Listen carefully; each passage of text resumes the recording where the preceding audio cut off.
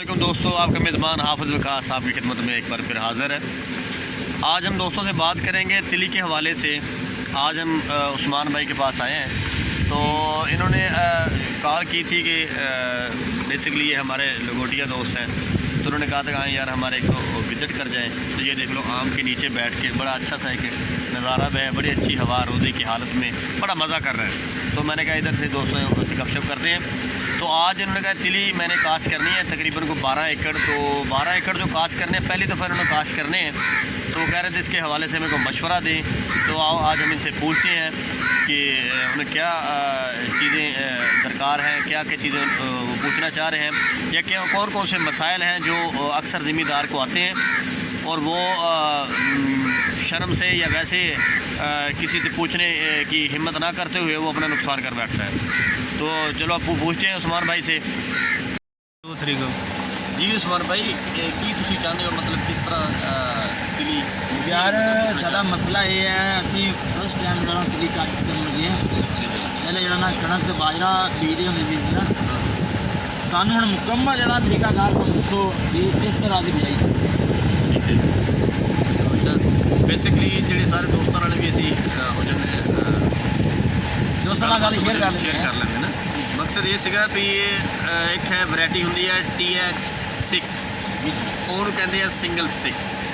ਇੱਕੋ ਮਤਲਬ ਸਟਿਕ ਹੁੰਦੀ ਹੈ, ਉਹ ਜੀ ਇੱਕੋ ਤਨਾ ਜਾ ਰਿਹਾ ਹੁੰਦਾ, ਜਿਹਦੇ ਇਰਦ ਗਿਰਦ ਕੈਪਸੂਲ ਲੱਗਦੇ ਜਾਂਦੇ ਆ ਤਿਲੀ ਦੇ, ਜਿਹੜਾ ਤੁਸੀਂ ਪੈਦਾਵਾਰ ਚ ਹੁੰਦਾ। ਇੱਕ ਹੁੰਦੀ ਹੈ ਝਾੜੀਨੁਮਾ, ਮਤਲਬ ਉਹਦੀ 4-5 ਸ਼ਾਖਾਂ ਨਿਕਲਦੀਆਂ, ਹਰ ਸ਼ਾਖ ਨੂੰ ਉਹ ਮਕਸਦ ਉਹ ਲੱਗਦੀ ਹੈ ਤਿਲੀ ਦੇ ਜਿਹੜੇ ਕੈਪਸੂਲ ਲੱਗਦੇ।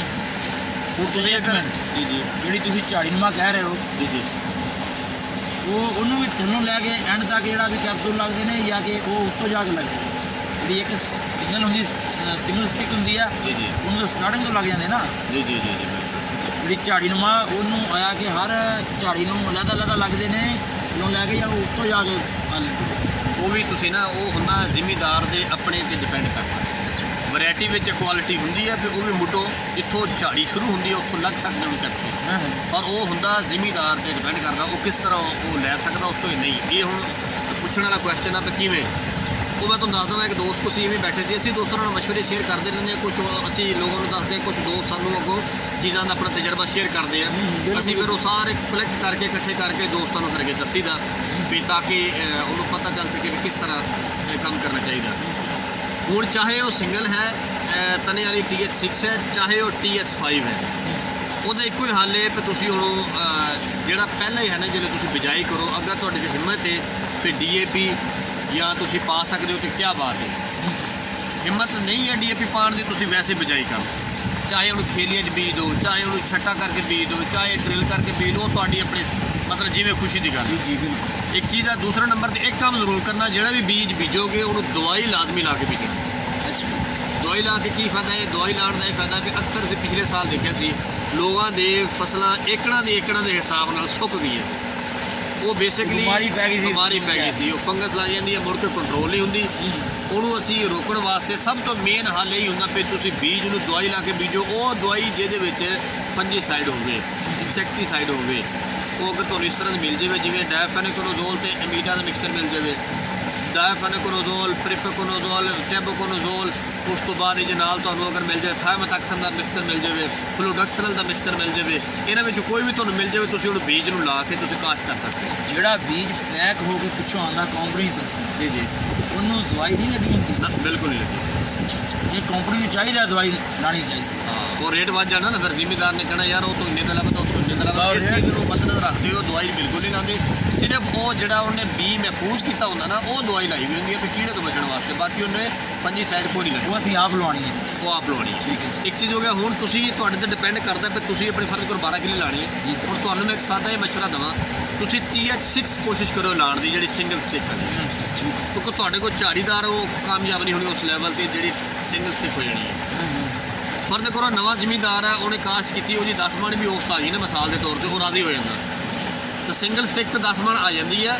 ਤੇ ਜਿਹੜੀ ਝਾੜੀਨੁਮਾ ਉਸ 'ਤੇ ਅਗਰ ਤੁਸੀਂ ਮਿਹਨਤ ਨਹੀਂ ਕਰੋਗੇ ਤਾਂ 4-5 ਮਣ 'ਤੇ ਆ ਕੇ ਖੜ ਜਾਂਦਾ, ਉਹ ਬੰਦੇ ਦੀ ਬਿਲਕੁਲ ਸੱਚੀਆਂ ਬਿਹਤਰ ਤੋਂ ਬਿਹਤਰੀਨ ਔਸਤ ਲੈਣ ਵਾਸਤੇ ਸਾਨੂੰ ਇਹਦੇ ਉੱਤੇ ਤਿਲੀ ਦੇ ਕੀ ਯਾਨੀ ਕਿ ਕਰਨਾ ਚਾਹੀਦਾ, ਕਿਹੜਾ ਪ੍ਰੋਡਕਟ ਉਗਾਉਣਾ ਚਾਹੀਦਾ ਜਿਹੜਾ ਸਾਨੂੰ ਅੱਛੀ ਤੋਂ ਅੱਛੀ ਯਾਨੀ ਕਿ ਇਨਕਮ ਮਿਲ ਸਕੇ। ਉਹ ਉਹਦਾ ਹੁਣ ਇਹ ਹੈ ਜੀ ਸਾਰਿਆਂ ਤੋਂ ਬਿਹਤਰ ਜਿਹੜਾ ਮੇਰਾ ਇੱਕ ਆਪਣਾ ਜ਼ਾਤੀ ਮਸ਼ਵਰਾ, ਮੈਂ ਆਪ ਅਲਹਮਦੁਲਿਲਾ ਪਿੰਡ ਤੋਂ ਕਾਸ਼ ਕੀਤੀ ਸੀ, ਪਹਿਲੇ ਵੀ ਦੋਸਤਾਂ ਨਾਲ ਕਰਵਾਈ ਦੀ ਕਾਸ਼ ਸਾਰਾ ਸਿਸਟਮ। ਉਹਦਾ ਇਹ ਹੈ ਵੀ ਤੁਸੀਂ ਸਭ ਤੋਂ ਪਹਿਲੇ ਇਹ ਹੈ ਵੀ ਬਿਜਾਈ ਕਰ ਲਈ, ਉਹਨੂੰ ਪਹਿਲਾਂ ਜਿਹੜਾ ਪਾਣੀ ਹੈ ਨਾ ਉਹ ਜ਼ਰਾ ਥੋੜ੍ਹਾ ਜਿਹਾ ਰੋਕ ਕੇ ਦੇਣਾ। ਰੋਕ ਕੇ ਇਵੇਂ ਦੇਣਾ ਵੀ ਤੁਹਾਡੀ ਜਿਹੜੀ ਤਿਲੀ ਹੈ ਨਾ ਮੁਰਝਾ ਜਾਏ, ਥੋੜ੍ਹੀ ਜਿਹੀ ਸਟਰੈਸ 'ਚ ਆਵੇ। ਜਦੋਂ ਪੌਦਾ ਸਟਰੈਸ 'ਚ ਆਏਗਾ ਉਹ ਸਰਕਾਰ ਮੇਰੇ ਆਪਣਾ ਫੁੱਲ ਲੈਣਾ ਸ਼ੁਰੂ ਕਰੇਗਾ। ਪਹਿਲਾ ਪਾਣੀ ਤੁਸੀਂ ਜਿਹੜੇ ਥੋੜ੍ਹਾ ਜਿਹਾ ਮਹਿਸੂਸ ਕਰੇ, ਫੁੱਲ ਲਵੇ ਤਾਂ ਭਾਵੇਂ ਨਾ ਲਵੇ, ਮਹਿਸੂਸ ਕਰੇ ਵੀ ਹੁਣ ਇਹ ਪੌਦਾ ਮਤਲਬ ਜਾਊਗਾ, ਉਸ ਟਾਈਮ ਤੁਸੀਂ ਪਹਿਲਾਂ ਪਾਣੀ ਠੋਕ ਦੇਣਾ, ਬਗੈਰ ਖਾਦ ਤੋਂ ਲਾਣਾ ਪਾਣੀ, ਕੋਈ ਉਹਨੂੰ ਬਗੈਰ ਖਾਦ ਤੋਂ। ਹਾਲਾਂਕਿ ਇਹ ਬੜੀ ਨਾ ਐਸੀ ਗੱਲ ਆ ਵੀ ਕਿਸੇ ਦੋਸਤ ਨੇ ਵੀ ਅਗਰ ਸੁਣੀ ਤਾਂ ਅਕਸਰ ਕਰਨਗੇ ਵੀ ਯਾਰ ਬਗੈਰ ਖਾਦ ਤੋਂ ਉਸ ਕਿਵੇਂ ਆਣੀ ਹੈ, ਬੜੀ ਸੋਹਣੀ ਉਸ ਆਉਂਦੀ ਹੈ, ਕੋਈ ਮਸਲੇ ਵਾਲੀ ਗੱਲ ਨਹੀਂ। ਸਿਰਫ ਇੱਥੋਂ ਮੈਂ ਜਿਹੜੀ ਗੱਲ ਤੁਹਾਨੂੰ ਸਮਝਾਉਣਾ ਚਾਹ ਰਿਹਾ, ਜਿਹੜੇ ਅਸੀਂ ਬਗੈਰ ਪਾਣੀ ਦੇਵਾਂਗੇ ਖਾਦ ਤੋਂ ਤਾਂ ਪੌਦਾ ਪਹਿਲੇ ਵੀ ਸਟਰੈਸ 'ਚ ਹੋਏਗਾ, ਉਹ ਬਿਲਕੁਲ ਹੀ ਆਪਣਾ ਫੁੱਲ ਕੱਢ ਲਏਗਾ ਪਾਣੀ ਤੋਂ ਬਾਅਦ। ਸਾਡਾ ਮਕਸਦ ਹੈ ਜਲਦੀ ਤੋਂ ਜਲਦੀ ਸ਼ੁਰੂਆਤ ਦੇ ਵਿੱਚ ਫੁੱਲ ਲੈਣਾ। ਇਹ ਅਗਰ ਅਸੀਂ ਖਾਦ ਪਾ ਦਿਆਂਗੇ ਫਿਰ ਥੋੜਾ ਕੀ ਦੇਣ ਮੰਗਾ ਫੁੱਲ ਨਾ ਚੱਕੇਗਾ, ਨਹੀਂ ਚੱਕੇਗਾ, ਫਿਰ ਵੈਜੀਟੇਟਿਵ ਗਰੋਥ ਹੋ ਜਾਏਗੀ ਜ਼ਿਆਦਾ, ਪੱਤੇ ਉਹ ਜ਼ਿਆਦਾ ਕੱਢ ਲਏਗਾ, ਫੁੱਲ ਨਹੀਂ ਕੱਢੇਗਾ। ਜਦੋਂ ਵੀ ਕੋਈ ਚੀਜ਼ ਮਰਨ ਲੱਗਦੀ ਉਹ ਆਪਣੀ ਅਗਲੀ ਨਸਲ ਦੇਣ ਦੀ ਕੋਸ਼ਿਸ਼ ਕਰਦੇ, ਉਹ ਜਿਹੜੇ ਫੁੱਲ ਆ ਜਾਏਗਾ ਫਿਰ ਤੁਸੀਂ ਦੇਖੋਗੇ ਫੁੱਲ ਆ ਗਿਆ, ਇੱਕ ਦੋ ਫੁੱਲ ਲੱਗ ਗਏ, ਅਗਲਾ ਪਾਣੀ ਤੁਸੀਂ ਜ਼ਰਾ ਜਲਦੀ ਠੋਕ ਦੋਗੇ, 8 ਤੋਂ 10 ਵਜੇ ਠੋਕ ਦੋਗੇ, ਉਹ ਤੇ ਅੱਧਾ ਗੱਟੂ ਨਾਈਟ੍ਰੋਫਾਸ, ਅੱਧਾ ਗੱਟੂ ਯੂਰੀਆ ਉਹਨੂੰ ਛੱਟਾ ਕਰ ਦਿਓ। ਠੀਕ ਹੈ, ਹੋ ਸਕੇ ਤਾਂ ਨਾਲ ਹੀ ਸਲਫਰ ਦੇ 2-2 ਕਿਲੋ ਛੱਟਾ ਕਰ ਦਿਓ, ਉਹ ਫਲੱਡ ਕਰ ਦਿਓ। 2 ਕਿਲੋ ਸਲਫਰ, ਅੱਧਾ ਗੱਟੂ ਨਾਈਟ੍ਰੋਫਾਸ, ਅੱਧਾ ਗੱਟੂ ਯੂਰੀਆ, ਇਹ ਛੱਟਾ ਕਰ ਦੋਗੇ। ਹੋ ਸਕੇ ਇਹ ਵੀ ਫਲੱਡ ਕਰ ਦੋਗੇ। ਮਤਲਬ ਯਕਦਮ ਤੁਸੀਂ ਫਿਰ ਖੁਰਾਕ ਦੇਣੀ ਆ ਤੇ ਪੌਦਾ ਇੱਕ ਵਾਰੀ ਫਿਰ ਟੁਰੇ, ਠੀਕ ਫੁੱਲ ਲੱਗ ਚੁੱਕਿਆ ਹੋਣਾ, ਪੌਦੇ ਨੇ ਪੈਦਾਵਾਰ ਦੀ ਤਰਫ ਆਪਣਾ ਰੁਝਾਨ ਕਰ ਲਿਆ, ਫਿਰ ਤੁਸੀਂ ਜਿੰਨਾ ਕੱਦ ਕਰਵਾ ਸਕਦੇ ਫਿਰ ਕਰਵਾਓ, ਕਿਉਂਕਿ ਸਾਰੇ ਫਿਰ ਕੈਪਸੂਲ ਲੱਗਣੇ, ਸਾਰੇ ਫਿਰ ਫੁੱਲ ਲੱਗਣੇ ਆ, ਫਿਰ ਅੱਗੇ ਦੇ ਬਾਤ ਸਾਡੀ। ਪਹਿਲਾ ਪਾਣੀ ਅਸੀਂ ਬਗੈਰ ਖਾਦ ਤੋਂ ਪਹਿਲਾਂ ਬਗੈਰ ਖਾਦ ਤੋਂ ਲਾਉਂਗੇ ਗਾਇਆ, ਅੱਗੇ ਫਿਰ ਅਸੀਂ ਉਹ ਸਲਫਰ 2 ਕਿਲੋ ਫੀ ਏਕੜ ਔਰ 12 ਏਕੜ ਫਲੱਡ ਕਰਨਾ, ਨਾਲ ਇੱਕ ਅੱਧਾ ਗੱਟੂ ਨਾਈਟ੍ਰੋ ਦਾ, ਅੱਧਾ ਗੱਟੂ ਯੂਰੀਆ ਦਾ, ਫਿਰ ਅਗਲੇ ਪਾਣੀ ਤੇ ਫਿਰ ਅੱਧਾ ਗੱਟੂ ਨਾਈਟ੍ਰੋ, ਫਿਰ ਅੱਧਾ ਗੱਟੂ ਯੂਰੀਆ, ਫਿਰ ਹੋ ਸਕੇ ਤਾਂ 2 ਕਿਲੋ ਸਲਫਰ। ਇਹ 2 ਪਾਣੀ ਫਿਰ ਜ਼ਰਾ ਤੁੰਨ ਕੇ ਦੇਣੇ ਨੇ, ਖੁਰਾਕ ਵੀ ਨਾਲ ਜਾਵੇ, ਫਾਸਫੋਰਸੀ ਖਾਦ ਵੀ ਜਾਵੇ, ਯੂਰੀਆ ਵਾਲੀ ਨਾਈਟ੍ਰੋਜਨੀ ਖਾਦ ਵੀ ਜਾਵੇ। ਅੱਛਾ, ਇਹ ਤਿਲੀ ਬੀਜਣ ਦਾ ਐਗਜ਼ੈਕਟ ਟਾਈਮ ਕੀ ਹੈ? ਰਸਤੇ ਹੀ ਕਈ ਹੁੰਦੇ ਆ ਨਾ, ਮਿਸਾਲ ਤੌਰ 'ਤੇ ਥੋੜ੍ਹਾ ਲੇਟ ਬੀਜਦੇ ਆ, ਕਈ ਹੁੰਦੇ ਕਣਕਾਂ ਤੋਂ ਫੌਰੀ ਬਾਅਦ ਬੀਜ ਦਿੰਦੇ ਆ, ਉਹ ਆਇਆ ਕਿ ਕਣਕਾਂ ਤੋਂ ਫੌਰੀ ਬਾਅਦ ਜਿਹੜੀ ਉਹ ਠੀਕ ਰਹਿ ਜਾਂਦੀ, ਜਾਂ ਕਿ ਜਿਹੜੇ ਥੋੜ੍ਹਾ ਜਿਹਾ ਡਿਲੇ ਕਰਕੇ ਬੀਜਦੇ 4 ਦਿਨ ਠਹਿਰ ਕੇ ਬੀਜਦੇ ਉਹ ਠੀਕ ਰਹਿੰਦੇ। ਬੇਸਿਕਲੀ ਨਾ ਜਿਹੜੀ ਹੁੰਦੀ ਹੈ ਤਿਲੀ, ਅਗਰ 15 ਮਈ ਤੋਂ ਪਹਿਲੇ ਕਾਸ਼ਤ ਹੋਵੇ ਨਾ, ਉਹਦੀ ਕਿਆ ਹੈ ਜ਼ਬਰਦਸਤ ਹੈ ਬੀਜਾ। ਅਸੀਂ ਦੋਸਤ ਦੇਖਿਆ ਜਿਹਨਾਂ ਨੇ ਨਾਰਮਲ ਰਕਬੇ 'ਚੋਂ 18 ਮਣ 20 ਮਣ ਤੱਕ ਵੀ ਗਏ। ਠੀਕ ਹੈ, TS5 ਜਿਹੜੀ ਆ ਉਹ ਕੋਈ ਮਾੜੀ ਵੈਰਾਈਟੀ ਨਹੀਂ, ਬਹੁਤ ਅੱਛੀ, ਉਹ ਬੜੀ ਅੱਛੀ ਵੈਰਾਈਟੀ ਆ, ਉਹ 18 ਮਣ 20 ਮਣ 25 ਮਣ ਉਸ ਦੇਣ ਵਾਲੀ ਵੈਰਾਈਟੀ ਆ। ਪਰ ਨਵਾਂ ਜਿਹੜਾ ਜ਼ਿਮੀਂਦਾਰ ਆ, ਪਹਿਲੀ ਵਾਰ ਜਿਹੜਾ ਕਾਸ਼ਤ ਕਰਦਾ, ਉਹਦੇ ਕੋਲ ਉਨੀ ਕੇਅਰ ਨਹੀਂ ਹੁੰਦੀ, ਉਨੀ ਉਹਦੀ ਨਿਗਹਦਾਸ਼ਤ ਨਹੀਂ ਹੁੰਦੀ, ਜਿਸ ਵਜ੍ਹਾ ਤੋਂ ਉਹ ਉਤਨੀ ਉਸ ਆਦੀ ਨਹੀਂ। ਇਸ ਲਈ ਮੈਂ ਕਹਿੰਦਾ ਹੁੰਦਾ ਮੈਂ ਨਵਾਂ ਜ਼ਿਮੀਂਦਾਰ TS6 ਲਾਵੇ, ਜਿਹੜਾ ਪੁਰਾਣਾ ਜ਼ਿਮੀਂਦਾਰ ਹੈ ਮੇਰਾ ਵੀਰ ਉਹ ਲਾਵੇ TS5, ਤਾਂ ਕਿ ਉਹ ਸਮਝਦਾ ਇਹ ਚੀਜ਼ਾਂ ਸਾਰੀਆਂ ਨੂੰ, ਕਿਉਂਕਿ ਇਹਨੂੰ ਤਾਂ ਪਾਣੀ ਜਲਦੀ ਲਾਉਣਾ ਚਾਹੀਦਾ, ਖੁਰਾਕ ਜ਼ਿਆਦਾ ਚਾਹੀਦੀ, ਕਿਉਂਕਿ ਝਾੜੀ ਹੈ ਨਾ ਮੇਰਾ ਵੀਰ, ਉਹਦੇ ਦੇਖ ਸਟਿਕ ਨੂੰ ਸਾਰੀ ਖੁਰਾਕ ਦੇਣੀ, ਇਹਦੀ ਤਾਂ 4-5 ਨੂੰ ਝਾੜੀ ਨਾ, ਇਹਨੂੰ ਖੁਰਾਕ ਵੀ ਡਬਲ ਚਾਹੀਦੀ ਹੈ, ਇਹਨੂੰ ਪਾਣੀ ਵੀ ਜ਼ਿਆਦਾ ਚਾਹੀਦਾ ਹੈ, ਇਹਨੂੰ ਹਰ ਚੀਜ਼ ਜ਼ਿਆਦਾ ਚਾਹੀਦੀ ਹੈ।